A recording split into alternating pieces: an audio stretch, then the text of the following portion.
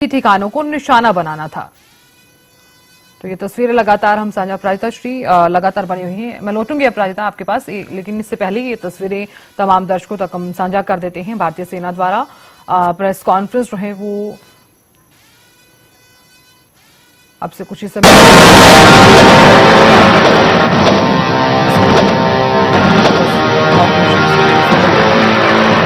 तमाम दर्शकों तक हम साझा कर रहे हैं।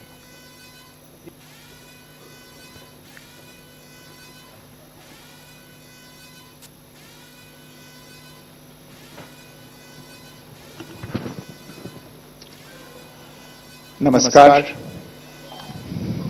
इस ब्रीफिंग में शामिल होने के लिए आप सभी का धन्यवाद।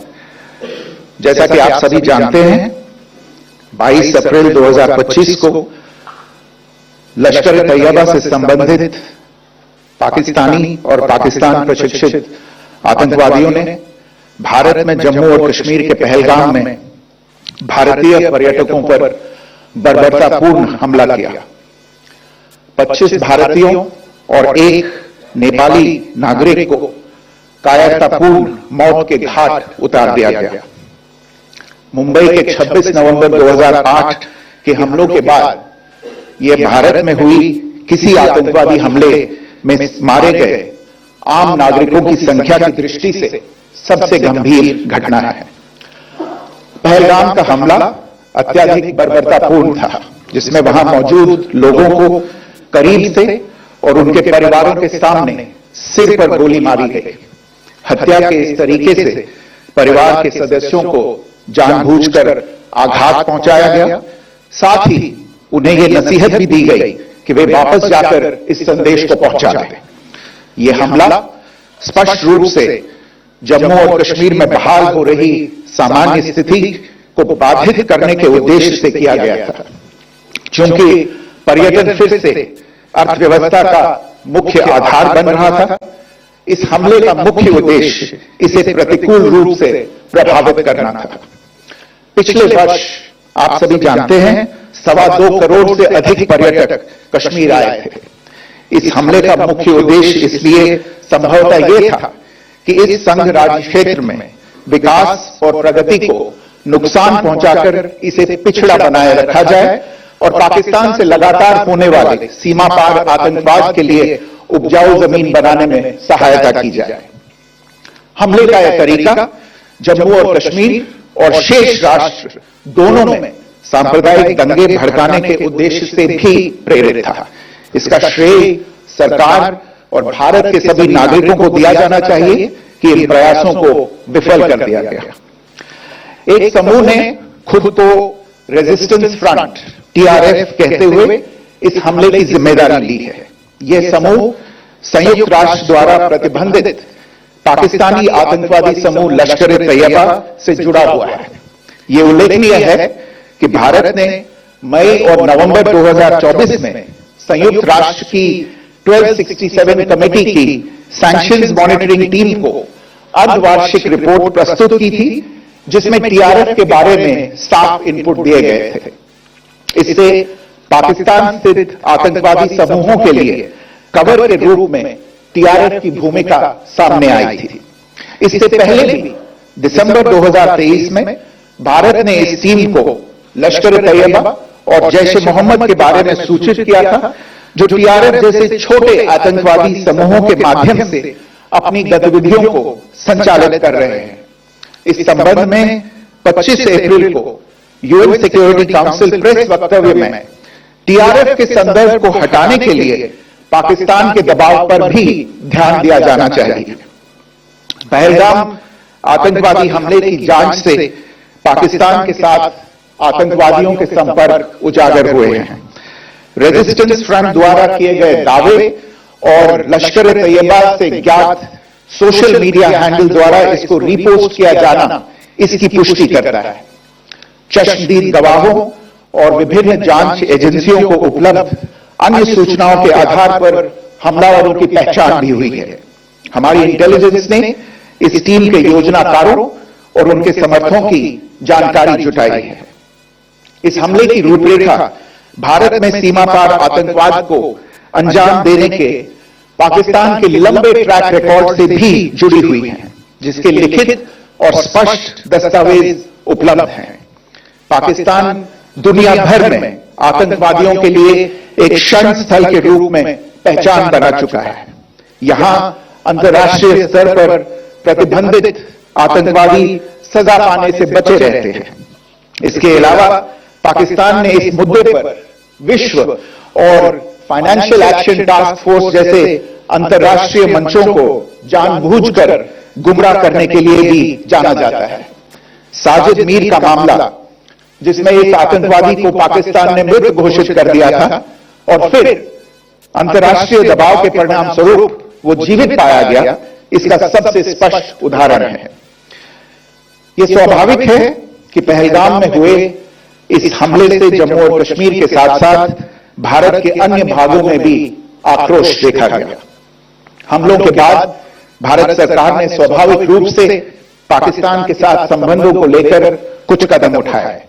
आप सभी उन निर्णयों से अवगत हैं जिसकी घोषणा 23 अप्रैल को की गई थी। तथापि यह आवश्यक समझा गया कि 22 अप्रैल के हमले के अपराधियों और उनके योजनाकारों को न्याय के कटघरे में लाया जाए। हमलों के एक पखवाड़े के बाद भी पाकिस्तान द्वारा अपने क्षेत्र या अपने नियंत्रण वाले क्षेत्रों में आतंकवादियों की इंफ्रास्ट्रक्चर के विरुद्ध कार्रवाई करने के लिए कोई स्पष्ट कदम नहीं उठाया गया है। उल्टे वो इनकार करने और आरोप लगाने में ही लिप्त रहा है। पाकिस्तान आधारित आतंकवादी मॉड्यूल्स पर हमारी खुफिया निगरानी ने संकेत दिया है कि भारत के विरुद्ध आगे भी हमले हो सकते हैं। अतः इनको रोकना और इनसे निपटना दोनों को बेहद आवश्यक समझा गया। आज सुबह, जैसा कि आपको ज्ञात होगा, भारत ने इस तरह के सीमा पार हमलों का जवाब देने और उन्हें रोकने तथा उनका प्रतिरोध करने के अपने अधिकार का प्रयोग किया है। यह कार्रवाई नपीतुली, नॉन एस्केलेटरी, अनुपातिक और जिम्मेदारीपूर्ण है। यह आतंकवाद की इंफ्रास्ट्रक्चर को समाप्त करने और भारत में भेजे जाने वाले संभावित आतंकवादियों को अक्षम बनाने पर केंद्रित है। आपको यह भी स्मरण होगा कि 25 अप्रैल 2025 को संयुक्त राष्ट्र सुरक्षा परिषद ने पहलगाम आतंकवादी हमले पर एक प्रेस वक्तव्य जारी किया था, जिसमें आतंकवाद के इस निंदनीय कार्य के अपराधियों, आयोजकों, फाइनेंसरों और प्रायोजकों को जवाबदेह ठहराने और उन्हें न्याय के दायरे में लाने की आवश्यकता पर जोर दिया गया था। भारत की आज की इस कार्रवाई को इसी संदर्भ में देखा जाना चाहिए। Good morning, thank you all for joining this briefing. As you are all aware, on April 22, 2025, Pakistani and Pakistan-trained terrorists belonging to the Lashkar-e-Taiba carried out a savage attack on Indian tourists at Pahalgam in Jammu and Kashmir in India. They murdered 26 people, including one national of Nepal, causing the largest number of civilian casualties in a terrorist attack in India since the 26 November 2008 attacks in Mumbai. The attack in Pahalgam was marked by extreme barbarity, with the victims mostly killed with headshots from close range and in front of their families. Family members were deliberately traumatized through the manner of the killing, accompanied by the exhortation that they should take back the message. The attack was clearly driven by the objective of undermining the normalcy returning to Jammu and Kashmir. In particular, it was designed to impact the mainstay of the economy, tourism, with a record 23 million tourists visiting the valley last year. The calculation presumably was that harming growth and development in the Union Territory would help keep it backward and create fertile ground for continued cross-border terrorism from Pakistan. The manner of the attack was also driven by an objective of provoking communal discord, both in Jammu and Kashmir and the rest of the nation.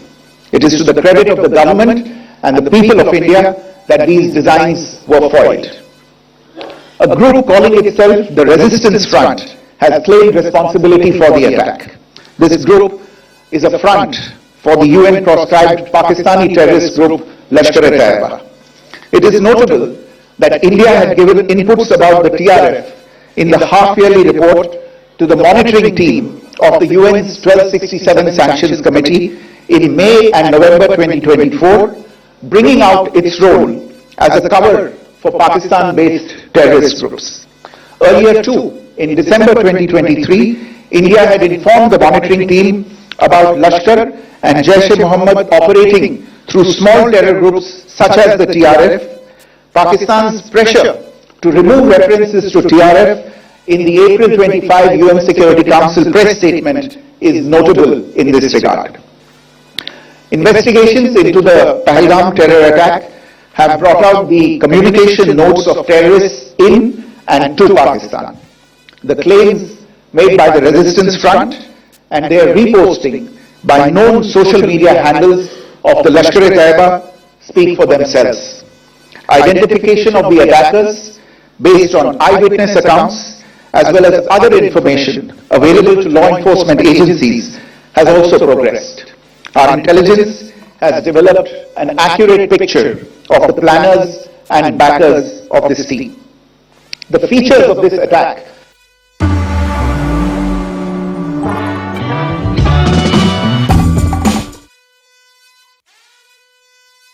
तोड़ जवाब दिया है। ये ठिकाने आपको बता दें जहां पर भारतीय सेना की ओर से ताबड़तोड़ कार्रवाई की गई। आपके टेलीविजन स्क्रीन पर उस पूरे 9 ठिकानों की सूची आपको दिखा रहे थे और तस्वीरें देखिए, तबाही का वो मंजर देखिए। कहते हैं कि प्रत्यक्ष को प्रमाण की जरूरत नहीं है और ये वही तस्वीर है जो इस बात को साबित करती है कि भारत को found alive and arrested is the most glaring example. The latest attack in Pahalgam has understandably generated deep anger in Jammu and Kashmir and in other parts of India. Following the attacks, the government of India naturally responded with a set of initial measures relating to our engagement with Pakistan. You are all aware of the decisions that were announced on the 23rd of April. However, it was deemed essential that the perpetrators and planners of the 22nd April attack be brought to justice. Despite a fortnight having passed since the attacks, there has been no demonstrable step from Pakistan to take action against the terrorist infrastructure on its territory or on territory under its control. Instead, all it has indulged in are denials and allegations. Our intelligence monitoring of Pakistan-based terrorist modules indicated that further attacks against India were impending. There was thus a compulsion both to deter and to preempt. Earlier this morning, as you would be aware, India exercised its right to respond and preempt as well as deter more such cross-border attacks. These actions were measured, non-escalatory, proportionate and responsible. They focused on dismantling the terrorist infrastructure and disabling terrorists likely to be sent across to India. You would also recall that the Security Council on 25th April 2025 had issued a press statement on the Pahalgam terror attack, underlining, and I quote, the need to hold perpetrators, organizers, financiers and sponsors of this reprehensible act of terrorism accountable and bring them to justice, unquote. India's latest actions should be seen in this context. Joining me for this briefing on our actions earlier this morning are Colonel Sophia Qureshi and Wing Commander Vyomika Singh. I will request them to share some details regarding Operation Sindoor with all of you.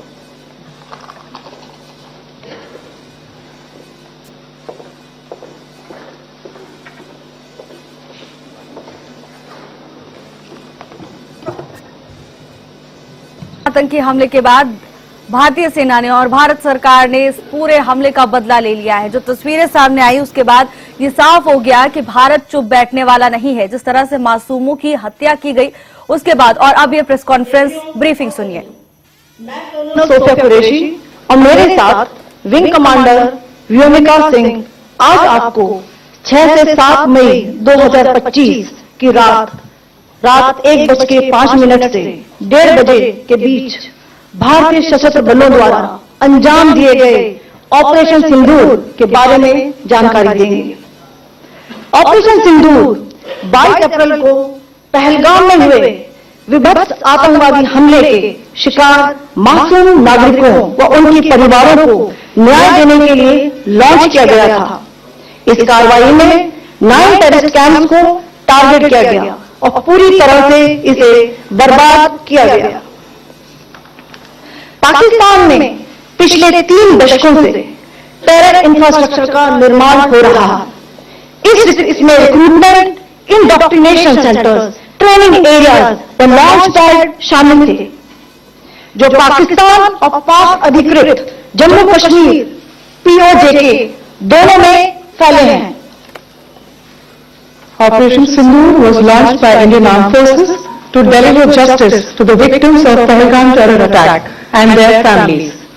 9 terrorist camps were targeted and successfully destroyed.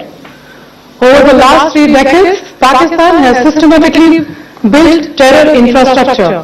It is a complex web of recruitment and indoctrination centers, training areas for initial and refresher courses, and launch pads for handlers. These camps are located both in Pakistan as well as Pakistan occupied Jammu and Kashmir areas. Some of the well-known training camps are located, as you can see on the screen. They are distributed from Sawai Nala in the north, counting to approximately 21, ending at Bhagalpur to the south. इन लक्ष्यों का चयन विश्वसनीय intelligence सूचनाओं के आधार पर हुआ, ताकि आतंक गतिविधियों की रीढ़ तोड़ी जा सके और ये खास ध्यान दिया गया कि निर्दोष नागरिकों और सिविलियन इंस्टॉलेशन को नुकसान न पहुंचे। The selection of these targets for Operation Sindoor was based on credible intelligence inputs and role of these facilities in perpetrating the terror activities.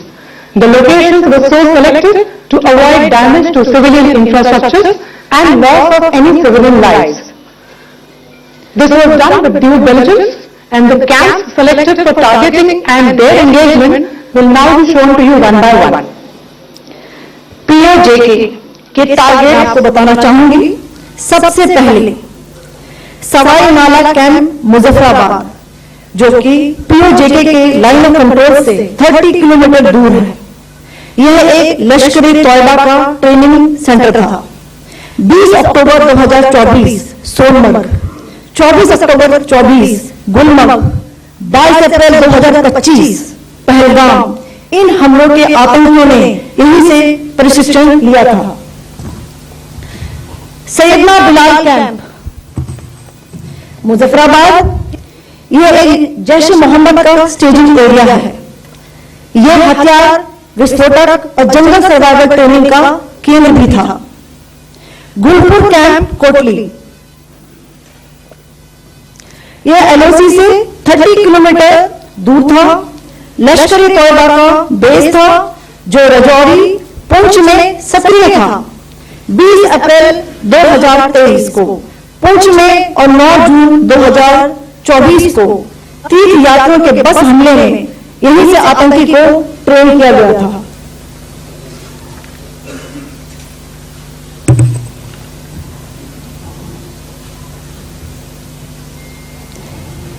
Barnala camp डिम्बर, यह LOC से 9 किलोमीटर दूर है। यहां पर हथियार, हैंडलिंग, IED व जंगल सर्वाइवल का प्रशिक्षण केंद्र था। अब्बास कैंप कोटली,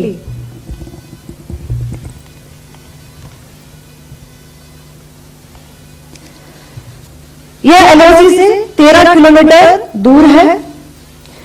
लश्करी तौयबा का फिदाइन यहां तैयार होता था।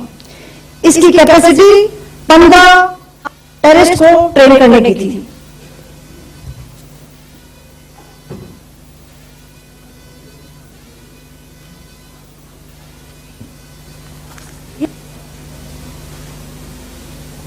अब मैं पाकिस्तान के अंदर के टारगेट से अवगत कराना चाहूंगी।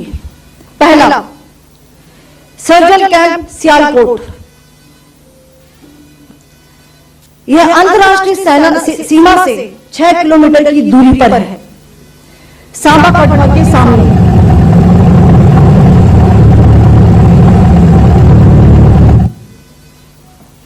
मार्च 2025 में जम्मू एंड कश्मीर पुलिस के 4 जवानों को की जो हत्या की गई थी, उन आतंकवादियों को इसी जगह पर ट्रेन किया गया था। दूसरा, महमूना जाया कैंप सियालकोट, यह 18 से 12 किलोमीटर आईबी से दूर था। हिजबुल मुजाहिदीन का बहुत बड़ा कैंप था। यह कठुआ जम्मू क्षेत्र में आतंक फैलाने का नियंत्रण केंद्र था। पठानकोट एयरफोर्स बेस पर किया गया हमला भी इसी कैंप से प्लान और डायरेक्ट किया गया था। मरकज ताइबा मुरीद के, यह आईबी से 18 से 25 किलोमीटर दूरी पर है। 2008 के मुंबई हमले के आतंकी भी यहीं से प्रशिक्षित हुए थे। अजमल कसब व डेविड हेडली भी यहां ट्रेन हुए थे।